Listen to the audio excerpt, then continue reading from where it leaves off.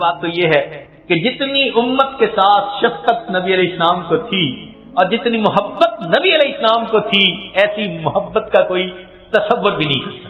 آپ ذرا غور کیجئے، دنیا میں جتنی محبتیں ہیں سب غرض والی محبتیں۔ میاں بیوی کی محبت غرض، بیوی کو خاوند کی ضرورت ہے، خاوند کو بیوی کی ضرورت ہے۔ اولاد ماں باپ کی محبت غرض، اولاد کو ماں کی ضرورت ہے، باپ کی، ماں باپ کو اولاد کی ضرورت ہے۔ بھائی بھائی کی محبت بھی غرض، ایک دوسرے کے ہیلپ کی ضرورت ہے۔ پڑوسی پڑوسی کی محبت بھی غرض کی بنیاد پہ، ایک دوسرے کی ضروریات ہوتی ہیں۔ حتیٰ کہ اگر استاد شاگرد کی محبت ہے تو وہ بھی غرض کی۔ کیوں؟ استاد پڑھا رہا ہے کہ مجھ سے اللہ راضی ہو جائیں گے، اور شاگرد پڑھ رہا ہے کہ مجھے علم مل جائے گا۔ حتیٰ کہ پیر مرید کی محبت بھی غرض کی محبت، کہ مرید کے دل میں میری تربیت ہوگی اور پیر کے دل میں کہ اللہ راضی ہو جائیں گے۔ تو معلوم ہوا کہ غرض جیسی بھی ہو ہے تو غرض نہ پیچھے۔ ہاں، کوئی محبت ایسی ہے جو بے غرض ہو؟ ایک مرتبہ ذہن میں سوچا کہ کوئی محبت دنیا میں بے غرض ہے، تو ذہن نے جواب دیا کہ مخلوق کی محبت بے غرض نہیں ہو سکتی، کوئی نہ کوئی غرض تو لگی ہی ہوئی ہوگی۔ پھر سوچا کہ کوئی محبت، پھر ذہن نے کہا اگر دنیا میں بے غرض محبت دیکھنی ہے تو ذرا 1400 سال پیچھے چلے جا، رات کا اندھیرا ہوگا، تم ایک ہستی کو دیکھو گے مصلی کے اوپر سجدے میں ہے، یا رب امتی یا رب امتی۔ کیا اس ہستی کو اپنے درجات کے پڑھنے کا تھا تما؟ نہیں، ان کو پہلے اللہ نے فرما دیا تھا لِيَغْفِرَ لَكَ اللَّهُ مَا تَقَدَّمَ مِن ذَنبِكَ وَمَا تَأَخَّرَ۔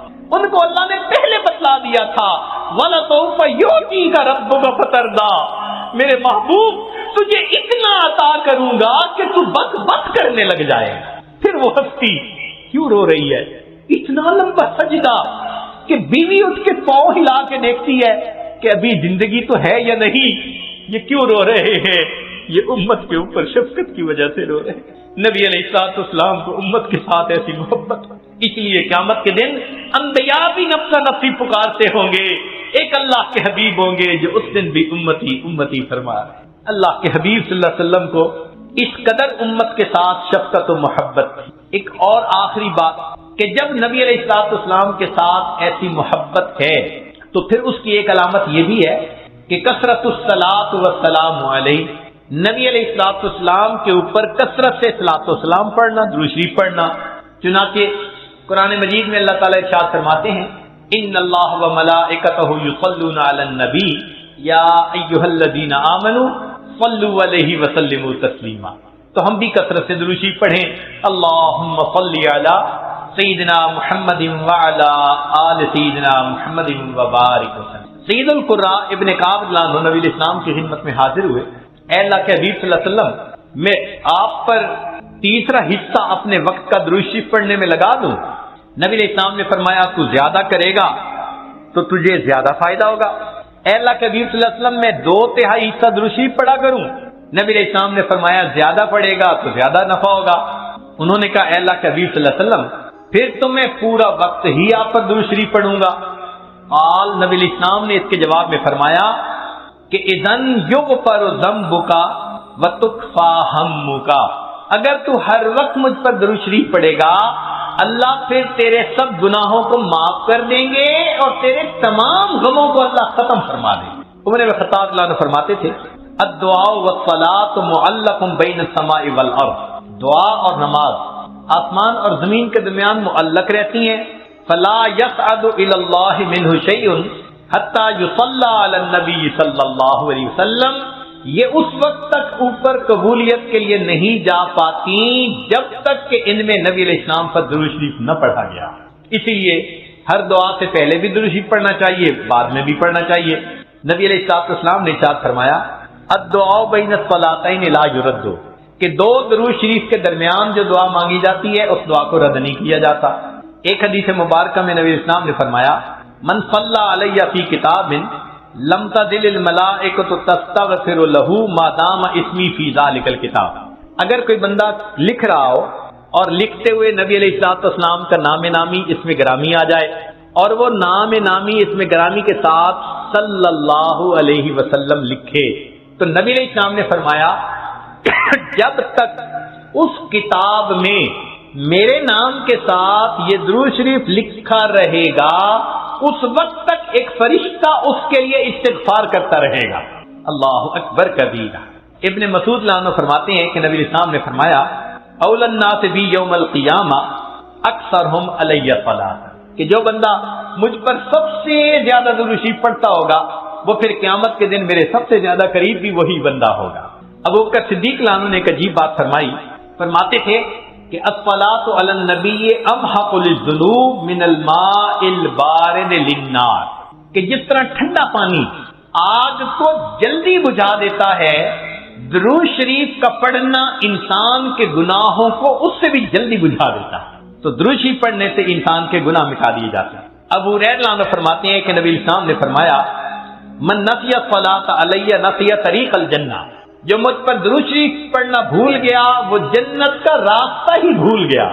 علی عنہ نے ایک خوبصورت بات کہی، فرماتے تھے واللہ، اللہ کی قسم، اب دیکھیے اللہ کی قسم کھا کے بات کر رہے ہیں، واللہ لولا ما ذکر اللہ ورسولہ فی فضل التسبیح والتکبیر والتحلیل والتحمید لجعلت کل انفاسی صلاۃ علی رسول اللہ صلی اللہ علیہ وسلم، اگر اللہ اور اس کے رسول صلی اللہ علیہ وسلم نے تسبیح، تحمید، تکبیر کے فضائل بیان نہ فرمائے ہوتے تو میں اپنی زندگی کے ہر سانس کو درود شریف پڑھنے میں ہی خرچ کر دیتا۔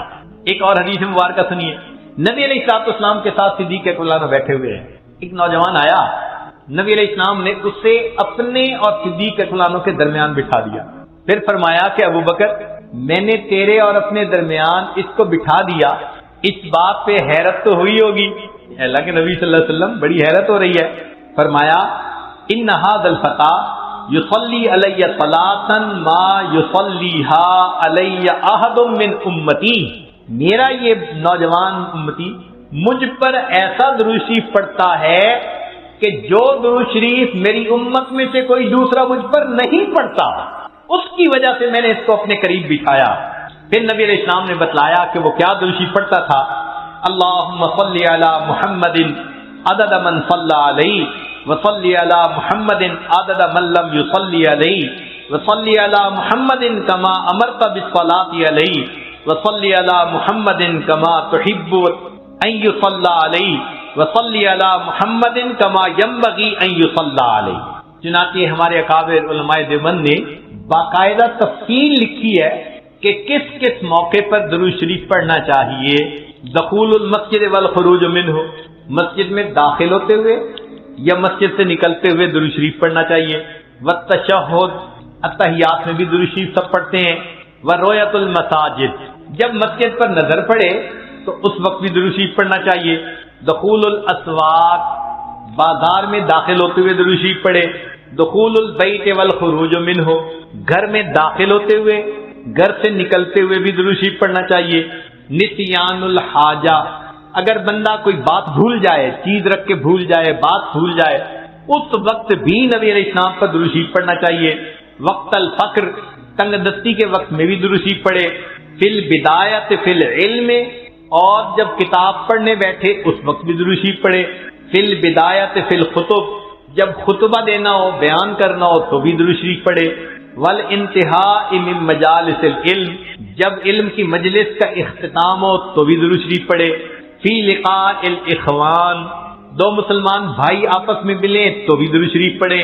فی موادعتہم و مفارقتہم، پھر مدارسۃ حدیث نبوی، نبی علیہ السلام کی حدیث مبارکہ جو پڑھائی جائے تو اس وقت بھی درود شریف پڑھے۔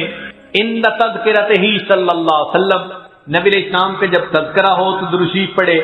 عند ذکر اصحابہ، حتیٰ کہ نبی علیہ السلام کے صحابہ کا تذکرہ ہو اس وقت بھی درود شریف پڑھے۔ عند ذکر شیء من معاصرہ، نبی علیہ السلام سے نسبت رکھنے والی کوئی یادگار چیز کا تذکرہ ہو تو اس وقت بھی درود شریف پڑھے۔ عند دخول المدینہ، مدینہ طیبہ میں داخل ہوتے بھی پڑھے۔ اور عند المرور علی قبرہ صلی اللہ علیہ وسلم، جب نبی علیہ السلام کے سامنے حاضر ہو مواضع شریف پر تو اس وقت بھی درود شریف پڑھے۔ درود شریف کے فوائد کیا ہیں، کچھ دیر یہ بھی ذرا سن لیجئے۔ فرمایا انہا سبب لہدایت المصلی وحیات قلبہ، درود شریف کے پڑھنے سے دل زندہ ہوتا ہے اور پڑھنے والے کو اللہ ہدایت کے اوپر رکھتے ہیں۔ انہا سبب لزیادت محبت رسول اللہ صلی اللہ علیہ وسلم، درود شریف کے زیادہ پڑھنے سے نبی علیہ الصلوۃ والسلام کے ساتھ زیادہ محبت بڑھ جاتی ہے۔ انہا سبب لزیادت محبت العبد لرسول اللہ صلی اللہ علیہ وسلم، جو درود شریف زیادہ پڑھتا ہے اس بندے کی محبت نبی علیہ السلام کے قلب مبارک میں بھی زیادہ ہو جاتی ہے۔ انہا سبب قرب العبد من ربہ یوم القیامہ، درود شریف کا زیادہ پڑھنا قیامت کے دن اللہ رب العزت کے قرب کا سبب بنتا ہے۔ انہا اداء لشیء من حقہ صلی اللہ علیہ وسلم، نبی علیہ الصلوۃ والسلام کے جو احسانات ہیں درود شریف کا زیادہ پڑھنا گویا ان احسانات کا بدلہ چکانے والی بات ہے۔ انہا سبب کفایت اللہ عبدہ ما اہمہ، جو پریشانیاں ہوتی ہیں درود شریف کے صدقے اللہ رب العزت ان پریشانیوں کو ختم کر دیتے ہیں۔ انہا سبب اجابت الدعاء، دعا کی قبولیت کا یہ سبب ہوتا ہے۔ انہا سبب زکوٰۃ و طہارت للمصلی، جو درود شریف پڑھنے والا ہے اس کا دل اس سے صاف ہوتا ہے، اس کا نفس پاک ہوتا ہے۔ اور ایسے آدمی کو حدیث پاک میں فرمایا کہ جو درود شریف زیادہ پڑھتا ہے وہ بخیل نہیں ہوتا۔ پھر جو درود شریف زیادہ پڑھتا ہے وہ قیامت کے دن کی حسرت سے بچ جاتا ہے۔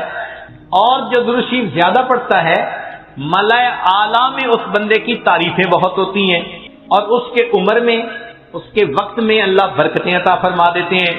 اور انہا سبب لتثبیت قدم العبد علی الصراط، جو بندہ درود شریف زیادہ پڑھتا ہے قیامت کے دن پل صراط سے گزرتے ہوئے اس کے پاؤں اتنے مضبوط ہوں گے، درود شریف زیادہ پڑھا ہوگا۔ اور ایک اور بات، انہا سبب لثقل کفۃ المیزان، کہ یہ درود شریف میزان کے پلڑے کے بھاری ہونے کا سبب بن جائے گا۔ اب اس بارے میں ایک حدیث مبارکہ ہے، وہ ذرا سن لیجئے کہ درود شریف کا قیامت کے دن کیا سبحان اللہ کیا شان ہوگی۔ ایک حدیث مبارکہ علامہ جلال الدین سیوطی رحمۃ اللہ علیہ نے التذکرہ میں اس کو ذکر کیا ہے، اور ابن ابی دنیا اور نمیری نے اس کو الاعلام کتاب میں ذکر کیا ہے۔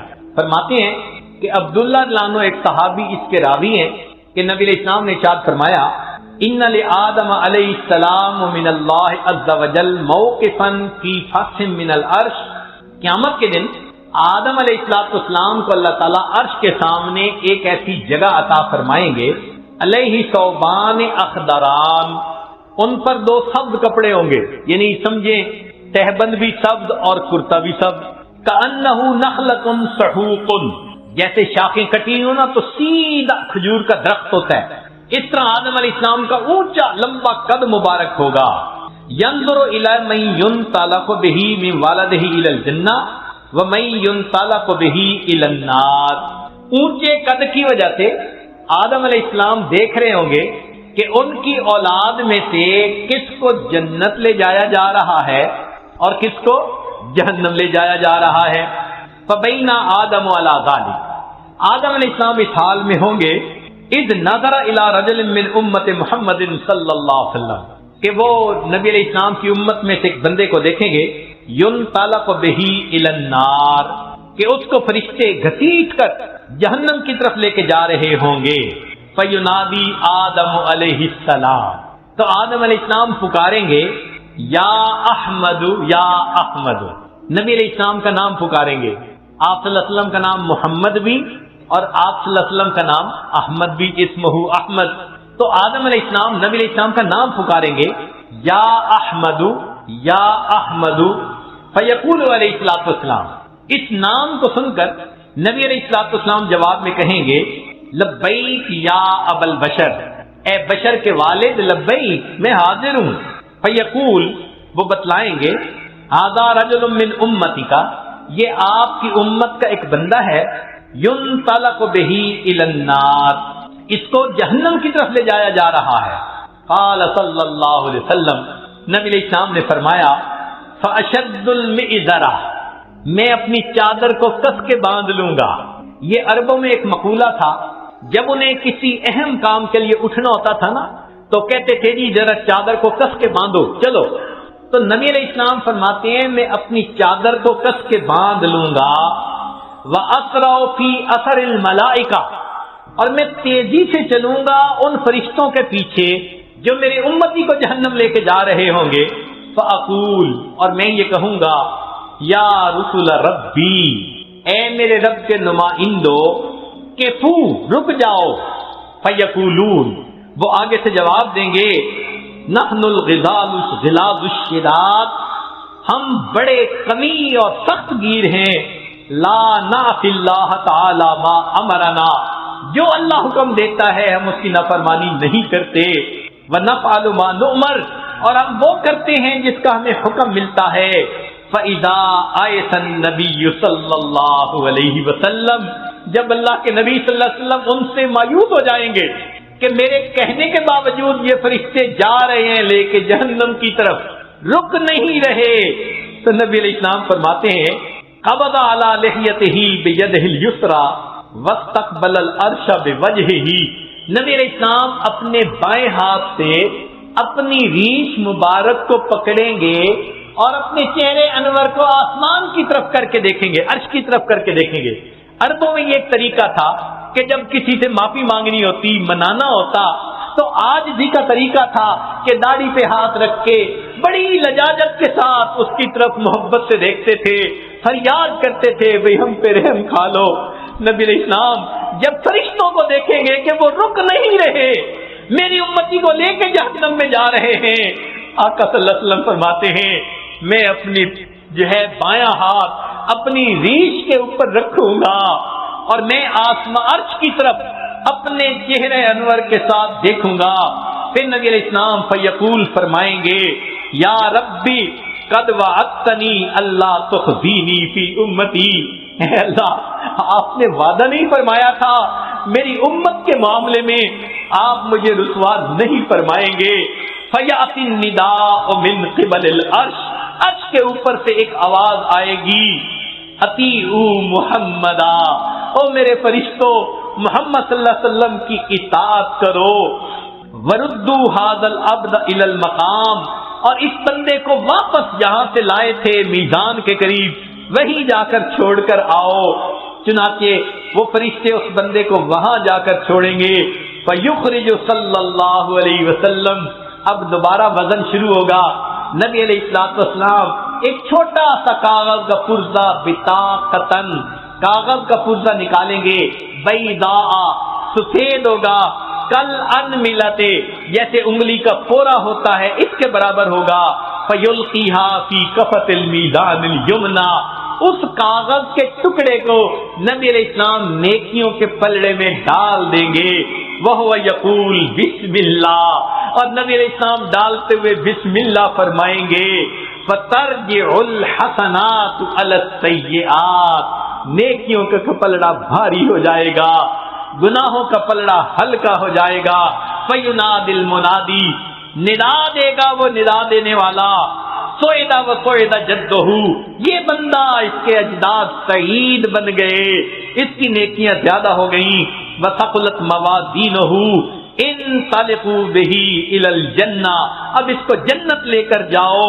فیقول یا رسول ربی، جب جنت لے جانے لگیں گے تب وہ بندہ کہے گا، اے میرے رب کے نمائندوں فرشتوں، کیفو، ذرا رک جاؤ، حتی اسأل ھذا العبد الکریم علی ربہ، حتیٰ کہ میں اس کریم بندے سے ذرا معلوم تو کر لوں. فیقول، پھر وہ یہ کہے گا، بے ابی انت و امی، آپ کے اوپر میرے ماں باپ قربان جائیں. ما احسن وجہ کا، آپ کا چہرہ کتنا خوبصورت ہے. واحسن خلق کا، آپ کی پرسنالٹی، شخصیت کتنی پیاری ہے. من انتا، آپ کون ہیں. فقد عقلتنی اسرتی، آپ نے میرے گناہوں کو مٹا کے رکھ دیا. ورحمت عبرتی، میری لغزشوں کو کم کر دیا. فیقول علیہ الصلوۃ والسلام، نبی علیہ السلام جواب میں فرمائیں گے، انا نبیوں کا محمد، میں محمد صلی اللہ علیہ وسلم تیرا نبی ہوں. وہذہ صلاتک، اور یہ وہ درود شریف ہے، التی کنت تصلی علیہ، جو تم مجھ پر پڑھا کرتا تھا. وفیتکھا، میں نے تمہیں اس کا بدلہ دیا.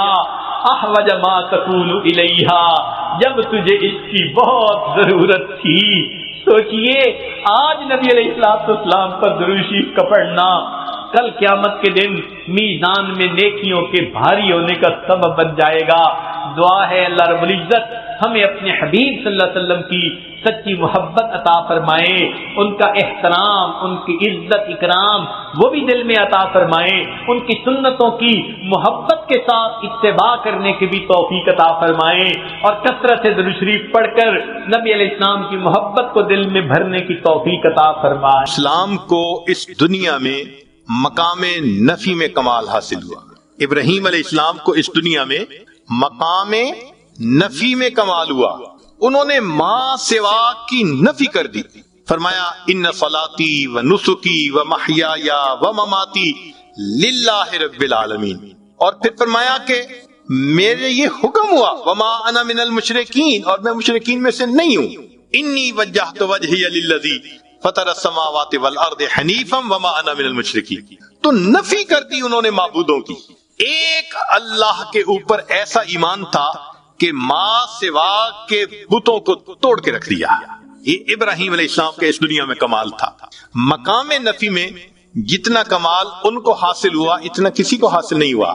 چنانچہ ایک وقت وہ بھی آیا کہ جب دنیا کے اسباب تو چھوٹ گئے تھے، جبرائیل علیہ السلام مدد کرنے کے لیے آئے کہ میں آپ کو آگ سے بچاؤں، اللہ کا حاجہ، تو ابراہیم علیہ السلام نے فرمایا کیا میرا پروردگار جانتا ہے کہ میں اس حال میں ہوں؟ انہوں نے کہا ہاں اللہ تعالیٰ جانتے ہیں۔ فرمانے لگے حسبی سؤالی علمہ بحالی، کہ اللہ رب العزت جانتے ہیں میں کس حال میں ہوں، اس بات نے مجھے تجھ سے مدد مانگنے سے منع کر دیا۔ میرا رب جو جانتا ہے میں کسی کی مدد نہیں چاہتا۔ جب اللہ نے انتہا دیکھی نا ابراہیم علیہ السلام کی نفی کی، فرمایا وَإِبْرَاهِيمَ الَّذِي وَفَّى، ابراہیم تو بڑا وفادار نکلا، تو نے وفا دکھا دی کہ واقعی بندے کو ایسا ہونا چاہیے اپنے مالک کے ساتھ۔ تو ابراہیم علیہ السلام کو مقام نفی میں کمال، اور یہ بات ایسے نہیں کہ زبانی کہی جا رہی ہے، اس کی تصدیق اس پروردگار نے کی جو سینوں کے بھید جانتا ہے۔ چنانچہ ابراہیم علیہ السلام کے بارے میں اللہ فرماتے ہیں ان ابراہیم کان امہ قانتا للہ حنیفا ولم یک من المشرکین، اور وہ مشرکین میں سے نہیں تھے۔ اللہ رب العزت کا کسی کے بارے میں کہہ دینا کہ ان میں شرک نہیں تھا، اس کو نفی کا کمال نہ کہیں تو اور کیا کہہ سکتے۔ اس لیے فرمایا میرے محبوب وما کان من المشرکین، ابراہیم علیہ السلام مشرکوں میں سے نہیں تھے، آپ ان کی ملت کی پیروی کیجئے۔ ثم اوحینا الیک ان اتبع ملت ابراہیم حنیفا وما کان من المشرکین۔ تو ابراہیم علیہ السلام وہ شخصیت ہیں کہ جن کو بائی نیم اللہ نے کہا کہ وہ مشرک نہیں تھے۔ یہ مقام نفی میں کمال ہے، اور یہ صرف ابراہیم علیہ السلام کا تذکرہ ہے قرآن پاک میں۔ ابراہیم علیہ السلام جو خلیل تھے ان کو کس میں کمال حاصل ہوا؟ مقام نفی میں، یعنی ماں سوا جو باطل معبود ہیں ان کی انہوں نے کامل نفی کر کے دکھا دی۔ اور اللہ کے محبوب صلی اللہ علیہ وسلم کا معاملہ وہ کچھ اور ہے، ان کو اللہ نے مقام نفی میں بھی کمال عطا فرمایا اور مقام اثبات میں بھی کمال عطا فرمایا۔ ذرا غور کیجئے گا، مقام نفی میں بھی کمال عطا فرمایا اور مقام اثبات میں بھی کمال عطا فرمایا۔ وہ کیسے؟ ہم اور آپ جتنے ہیں نا، ہمارا ایمان بن دیکھے، اب بن دیکھے اور دیکھے میں فرق تو ہوتا ہے نا۔ یہ تو نہیں نہ ہو سکتا کہ بھئی انسان دیکھ لے اور اس میں اس کو کوئی اضافہ محسوس نہ ہو۔ خود نبی علیہ السلام نے فرمایا کہ الشاہد یرا ما لا یرا الغائب، کہ غائب جو چیز نہیں دیکھ سکتا وہ دیکھنے والا دیکھ لیا کرتا ہے۔ ایک حدیث پاک میں نبی علیہ السلام نے فرمایا لیس الخبر کالمعائنۃ، دیکھنا اور ہے اور خبر کو ماننا اور ہے۔ ہمارا جتنا بھی ایمان پکا ہو، مگر مومن کا کامل جو ہوگا نا مقام، وہ جنت میں رویت باری تعالی پر منحصر ہے۔ جب دیکھیں گے تب کمال حاصل ہوگا۔ دنیا میں تو بس ایمان ہے جو ہم نے پکا کیا ہوا ہے، یہیں تک درجہ پا سکتے ہیں۔ تو اس بات کا کمال رویت باری تعالی پر منحصر ہے۔ اور اس دنیا میں جتنے انبیاء آئے سب کا ایمان غیب پہ تھا، ایک اللہ کے حبیب صلی اللہ علیہ وسلم ہی ایسے ہیں جنہیں اللہ نے دنیا میں معراج پہ بلا کے اپنا دیدار عطا فرما دیا. اس لیے نبی علیہ السلام کو اس بات میں بھی کمال حاصل ہو گیا. تو خلیل کو مقام نفی میں کمال حاصل ہوا اور محبوب صلی اللہ علیہ وسلم کو نفی میں بھی اور اس بات میں بھی کمال حاصل ہوا. یہ اللہ رب العزت نے اپنے محبوب صلی اللہ علیہ وسلم پر نعمت عطا فرمائی. یہاں تک بھی بات سمجھ میں آتی ہے. ایک نقطہ اور کہ ابراہیم علیہ السلام کے بارے میں ایک درود شریف ہے جو ہم نماز میں پڑھتے ہیں. اللہم صلی علی محمد وعلی آل محمد کما صلیت علی ابراہیم وعلی آل ابراہیم انک حمید مجید. تو یہ درود شریف تو بتاتا ہے کہ کچھ تو نعمت ایسی تھی جو ابراہیم علیہ السلام پر اللہ نے عطا فرمائی جس کو پانے کی تمنا اللہ کے محبوب صلی اللہ علیہ وسلم کے دل میں بھی تھی. بھائی درود شریف بتا رہے ہیں نا کہ اللہ جیسے ان پر ان کے آل پر رحمت نازل فرمائی، محمد صلی اللہ علیہ وسلم ان کی آل پر بھی نازل فرما دیجیے. تو کچھ تو ہے نا اندر کہ جس کو طلب ہے دل میں، تمنا ہے دل میں. تو بھئی کیا تھا؟ یہ نقطہ جلدی سمجھ میں نہیں آتا. چلیں کچھ سادے لفظوں میں کھولنے کی کوشش کرتے ہیں. اس کو حقیقی طور پہ تو امام ربانی حضرت مجدد الثانی رحمت اللہ علیہ نے اپنے مکتوبات پہ کھولا ہے. دل خوش ہوتا ہے اس کی تفصیلات کو پڑھ کر. تاہم قصہ مختصر یہ ہے کہ محبت دو طرح سے ہوتی ہے. ذرا غور فرمائیے گا. محبت دو طرح سے ہوتی ہے. ایک کو کہتے ہیں محبت ذاتی، کہ ذات سے محبت ہو، جیسے ماں کو بیٹے سے ہوتی ہے. اپنے بیٹے سے ہر ماں کو محبت، معذور ہو، کمزور ہو، شکل رنگ کا جیسا بھی ہو، ماں کو محبت ہے. یہ محبت ذاتی کہلائیں گے. اور ایک محبت صفاتی ہوتی ہے کہ صفات کی وجہ سے محبت کا ہونا. ہمیں بھی کوئی خوبصورت بیبی مل جائے، ہم اس کو پیار کرتے ہیں، محبت کا اظہار کرتے ہیں. کیوں؟ خوبصورت ہوتا ہے. اور جو بچہ لکھا پڑھا صفات والا ہو وہ سب کو اچھا لگتا ہے. تو معلوم ہوا کہ محبت کے دو انداز ہوتے ہیں. ایک انداز کو کیا کہتے ہیں؟ محبت ذاتی. اور دوسرے انداز کو کیا کہتے ہیں؟ محبت صفاتی. یہ دو الگ الگ انداز ہیں. اب ذرا غور کیجئے گا. اللہ رب العزت کو اپنے محبوب صلی اللہ علیہ وسلم سے بھی محبت تھی، مگر وہ محبوبیت ذاتی تھی، ذات سے محبت تھی. اللہ کو اپنے حبیب صلی اللہ علیہ وسلم تھے تو محبت ذاتی تھی نبی علیہ السلام سے. اور ابراہیم علیہ السلام سے بھی محبت تھی، مگر وہ محبت صفاتی تھی. وہ محبت کیا تھی؟ صفاتی تھی. یہاں تک بات سمجھ میں آ گئی کہ نبی علیہ السلام سے بھی محبت تھی، مگر یہ محبت کیا تھی؟ محبوب آپ کو پیدا نہ کرنا ہوتا تو میں کائنات کو بھی پیدا نہ فرماتا. یہ محبت ذاتی تھی. اور ابراہیم علیہ السلام سے بھی محبت تھی، اور وہ محبت تو جو محبت ذاتی تھی اس کو محبوبیت کہا، اور جو محبت صفاتی تھی اس کو خلت کہہ دیا. اب سنیے کہ نبی علیہ الصلوۃ والسلام پھر درود شریف یہ کیوں پڑھا کرتے تھے؟ وجہ یہ ہے کہ جو ذات سے محبت ہو تو اس بندے کی تمنا یہ ہوتی ہے کہ میرے اندر صفات بھی پوری آ جائیں تاکہ میں کامل ہو جاؤں. تو محبوبیت ذاتی والے کی تمنا ہوتی ہے کہ میرے اندر محبوبیت صفاتی بھی کامل آنی چاہیے تاکہ میں کامل محبوب بن جاؤں. یہ وہ تمنا تھی اللہ کے نبی علیہ الصلوۃ والسلام کے دل میں، جس وجہ سے فرمایا کرتے تھے اللہم صلی علی محمد وعلی آل محمد کما صلیت علی ابراہیم وعلی آل ابراہیم انک حمید مجید. اے اللہ جو محبوبیت صفاتی ان کو عطا فرمائی تھی، اس دنیا میں مجھے بھی اس میں کامل کر دیجئے تاکہ مجھے محبوبیت ذاتی حاصل، میں اس دنیا میں محبوبیت صفاتی بھی حاصل کر کے دنیا سے چلا جاؤں.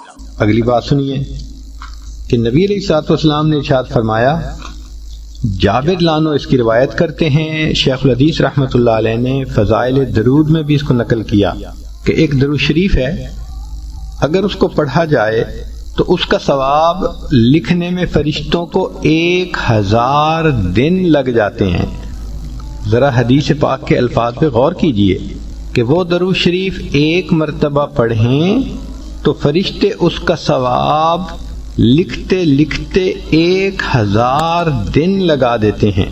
اللہم رب محمد صلی علی محمد وعلی آل محمد وجز محمدن صلی اللہ علیہ وسلم ما هو اہلہ. اب یہ جو اعمال قیامت کے دن تلیں گے، اس میں نبی علیہ الصلوۃ والسلام کی شفاعت کو اور درود شریف کو بھی بہت زیادہ اہمیت حاصل ہوگی۔ بات لمبی ہو جائے گی، مگر چونکہ مضمون اس کے مطابق سامنے آ گیا تو میں کرتا چلوں کہ حدیث مبارکہ میں آتا ہے، حاکم کی روایت ہے کہ قیامت کے دن بہت بڑا مجمع ہوگا، سارے انسان ایک جگہ جمع ہوں گے۔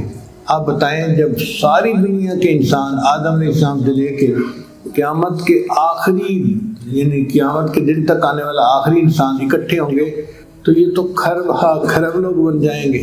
تو مجمع ہی اتنا بڑا ہوگا کہ پتہ ہی نہیں چلے گا کہ بھئی میزان میں ہو کیا رہا ہے۔ تو اللہ تعالیٰ آدم علیہ السلام کو کھجور کی مانند ایک اونچا قد عطا فرمائیں گے، سبز لباس انہوں نے پہنا ہوا ہوگا۔ ہم نے دیکھا ہے کہ جہاں مجمع زیادہ ہوتے ہیں نا تو پولیس والے میناروں پہ چڑھتے ہیں یا عمارتوں پہ چڑھ کے اوپر سے دیکھتے ہیں، کیونکہ ان کو پتہ نہیں چلتا کہ مجمع کے اندر کیا ہو رہا ہے۔ تو قیامت کے دن ایسا ہی ہوگا کہ حضرت آدم علیہ السلام اونچا قد ہوگا اور وہ اوپر سے دیکھ رہے ہوں گے پورے مجمع کو۔ اتنے میں ایک مجمع ہوگا نبی علیہ السلام کی امت کا، جس کا حساب ہوگا اور حکم ہوگا کہ اس کے گناہ زیادہ ہیں، اس کو جہنم میں لے جاؤ۔ فرشتے اس بندے کو گھسیٹیں گے جہنم کی طرف اور وہ بندہ رو رہا ہوگا۔ جب وہ بندہ روئے گا تو آدم علیہ السلام اس کو دیکھ کر پکاریں گے، یا احمد یا احمد۔ نبی علیہ السلام کا نام نامی اس میں گرامی دنیا میں محمد تھا، اور قیامت کے دن آپ کا نام نامی احمد ہوگا۔ تو جب احمد کر کے پکاریں گے تو نبی علیہ السلام فوراً فرمائیں گے، لبیک اے بشر کے باپ، میں حاضر ہوں، آپ کیا کہنا چاہتے ہیں؟ وہ فرمائیں گے، دیکھو آپ کا ایک امتی ہے جس کو جہنم کی طرف فرشتے لے کے جا رہے ہیں۔ تو نبی علیہ الصلوۃ والسلام ان فرشتوں کے پیچھے چلیں گے تیزی کے ساتھ، اور ان کے قریب جا کر ان کو کہیں گے کہ تم رک جاؤ، ان کو ابھی جہنم نہ لے جاؤ۔ فرشتے آپا کے جواب دیں گے کہ نحن غلاظ شداد، ہم تو بڑے سخت گیر ہیں اور ہم کسی کی بات نہیں سنتے، ہم تو وہ کریں گے جس کا ہمیں اللہ نے حکم دیا۔ اب جب فرشتے بات پر توجہ نہیں دھریں گے اور لے کے جائیں گے جہنم کی طرف، تو اللہ کے محبوب صلی اللہ علیہ وسلم اس وقت بہت زیادہ غمزدہ ہوں گے۔ حدیث مبارکہ میں آتا ہے کہ نبی علیہ السلام اپنے بائیں ہاتھ سے اپنی داڑھی مبارک کو پکڑیں گے اور عرش کی طرف دیکھ کر اللہ کے سامنے یہ عرض کریں گے کہ یا اللہ، کیا آپ نے وعدہ نہیں فرمایا تھا یوم لا یخزی اللہ النبی والذین آمنوا معہ، کہ آپ قیامت کے دن مجھے ایمان والوں کو رسوا نہیں فرمائیں گے؟ تو جب نبی علیہ السلام یہ فرمائیں گے تو عرش سے ایک ندا آئے گی، اے میرے فرشتوں، میرے محبوب جو فرما رہے ہیں تم ان کی بات کی اطاعت کرو، اطیعوا محمد۔ تو فرشتے رک جائیں گے، پھر نبی علیہ السلام سے پوچھیں گے، جی آپ ہمیں کیا حکم فرماتے ہیں؟ نبی علیہ السلام فرمائیں گے کہ تم اس کو دوبارہ میزان پر لے جاؤ اور اس کے عملوں کا پھر وزن کرو۔ چنانچہ ایسا بندہ ہوگا کہ فرشتے اس کو دوبارہ میزان پر لے آئیں گے۔ اب اس کی نیکیاں ایک پلڑے میں اور گناہ دوسرے پلڑے میں، گناہوں کا پلڑا بھاری ہوگا اور وہ بندہ پھر پریشان ہوگا کہ دوسری بار وزن کیا گیا اور میرے گناہ پھر بھی بھاری، بس آج تو میں بدبخت بن گیا۔ جب وہ ایسا سوچے گا تو اللہ کے حبیب صلی اللہ علیہ وسلم اپنی جیب سے ایک کاغذ کی چھوٹی سی پرچی نکالیں گے اور نیکیوں کے پلڑے میں ڈال دیں گے، اور وہ اتنی بھاری ہوگی کہ نیکیوں کا پلڑا جھک جائے گا، اور اعلان ہوگا کہ فلاں بندہ فلاں کا بیٹا سعید بن گیا اور جنت میں جانے کا اہل ہو گیا۔ اب جب اس بندے کو حکم ملے گا نا کہ یہ جنت میں جانے والے ہیں تو وہ بندہ حیران ہوگا۔ تو وہ نبی علیہ السلام سے پوچھے گا، آپ کون ہیں؟ آپ کا چہرہ اتنا خوبصورت ہے اور آپ نے میرے مشکل کو آسان کر دیا اور جہنم کی بجائے جنت میں مجھے جانے کا حقدار بنا دیا۔ تو نبی علیہ السلام فرمائیں گے، انا نبیک محمد، میں تیرے نبی محمد صلی اللہ علیہ وسلم ہوں۔ وہ پوچھے گا، اے اللہ کے نبی صلی اللہ علیہ وسلم، آپ نے کیا کیا ہے کہ میری نیکیوں کا پلڑا جھک گیا؟ تو نبی علیہ السلام فرمائیں گے، پوری زندگی جو تو میرے اوپر درود شریف پڑھا کرتا تھا، وہ درود شریف کا عمل اس پرچی پر لکھا ہوا تھا، اسے میں نے نیکیوں کے پلڑے میں ڈالا اور اللہ نے نیکیوں کے پلڑے بھی جھکا دیا۔ تو یہ جو حدیث کی طالبات درود شریف پڑھتی ہیں نا کہ قال النبی صلی اللہ علیہ وسلم، یہ صلی اللہ علیہ وسلم درود شریف ہے، مختصر درود شریف ہے۔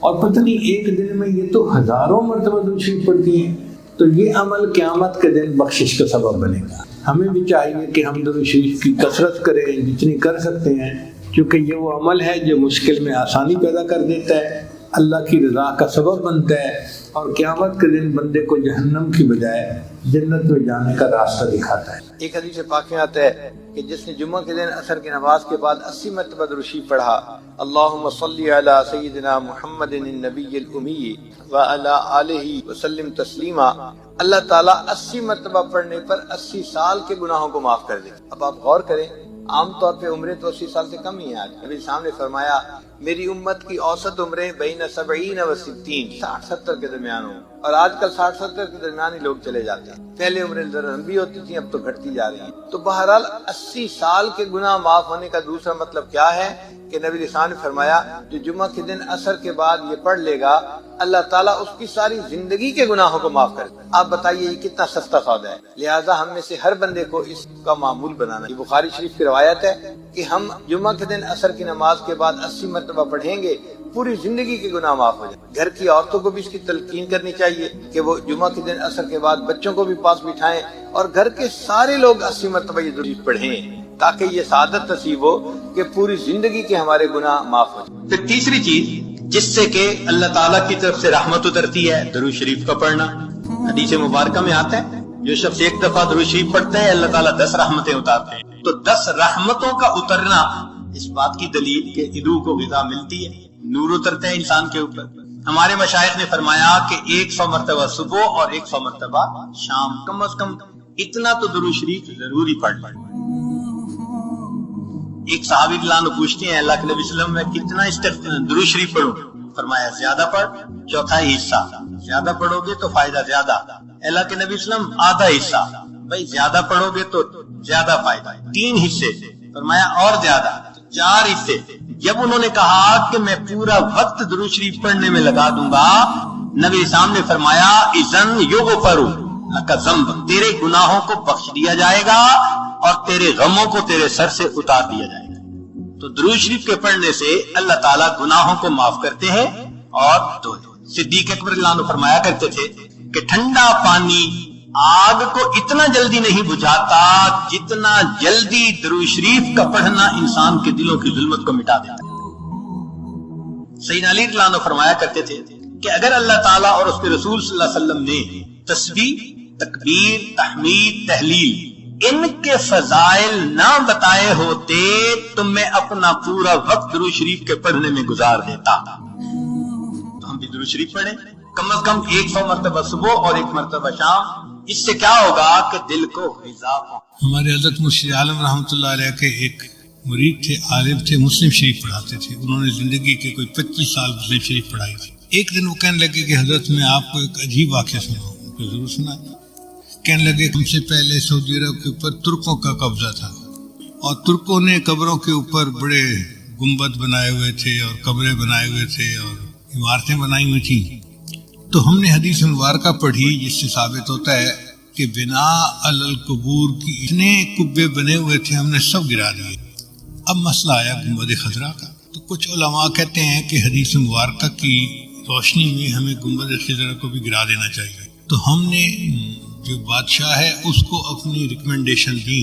بادشاہ نے کہا کہ نہیں، یہ امت مسلمہ کا مسئلہ ہے، پہلے تم مختلف ملکوں میں جا کے علماء کو اپنے کانفیڈنس میں لو، اگر سب متفق ہیں تب قدم اٹھائیں گے، ورنہ نہیں اٹھا۔ تو ہم علماء کی جماعت آپ سے بحث کرنے کے لیے آئے ہیں کہ کیا یہ حدیث مبارکہ صحیح ہے، اور اگر صحیح ہے تو اس پر عمل کرنا پڑے گا۔ محتمم صاحب نے کہا کہ جی مجھے آپ 3 دن کا وقت دیں، میں سب علماء کو اطلاع دوں تاکہ وہ یہاں آ جائیں، اور پھر ہم اس بارے میں اپنا موقف آپ کے سامنے ظاہر کریں۔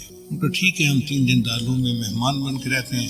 محتمم صاحب نے بڑے بڑے علماء کو دعوت دے کے بلا لیا۔ وہ فرماتے ہیں کہ دارالعلوم دیوبند میں وہ دیکھنے والا وقت تھا، بڑے بڑے سب علماء، جید علماء ایک جگہ پر جمع تھے، جبال العلم سب ایک جگہ اکٹھے تھے۔